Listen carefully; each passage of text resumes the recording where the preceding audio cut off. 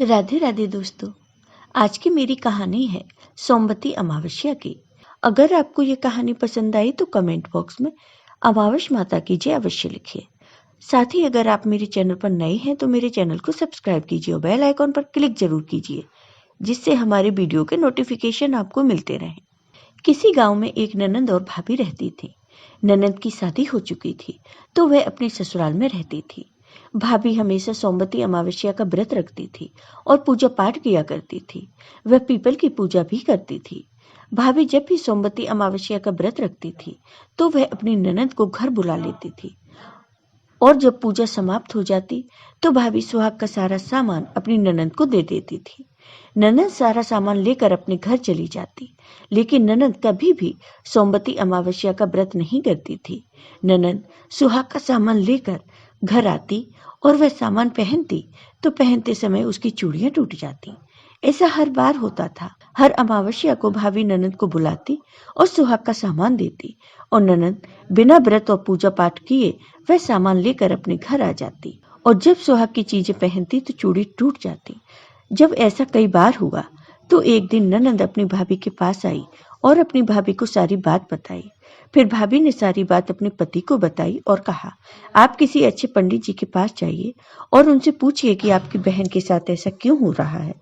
तब भाई एक विद्वान पंडित के पास जाता है और सारी बात उन पंडित जी को बताता है और पूछता है, पंडित जी, मेरी बहन के साथ ऐसा क्यों हो रहा है। तब पंडित जी कहते हैं कि तुम्हारी बहन भाभी का दिया हुआ सुहाग का सामान तो ले जाती है, लेकिन कभी अपनी भाभी के साथ सोमवती अमावस्या का व्रत नहीं रखती, पूजा पाठ नहीं करती और न ही अमावस्या की कथा सुनती है। इसी कारण से यह सब हो रहा है। आप अपनी बहन से जाकर कहो वह सोमवती अमावस्या का व्रत करे और भगवान शिव और मां पार्वती की पूजा करे, फिर और सोमवती अमावस्या की कथा सुने। अगर वह ऐसा करेगी तो भगवान शिव और मां पार्वती की कृपा से सब कुछ ठीक हो जाएगा।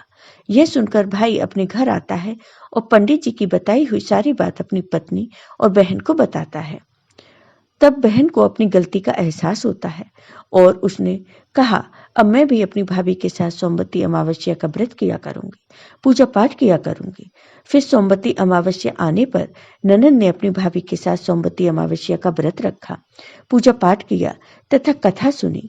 इसके बाद जब भी ननंद सोमवती अमावस्या के दिन भाभी की यहाँ आती तो पूजा पाठ करती थी, और भाभी जो सुहाग का सामान उसे देती उसे लेकर घर आती, और जब भी उस सामान को पहनती तो चूड़ियां नहीं टूटती।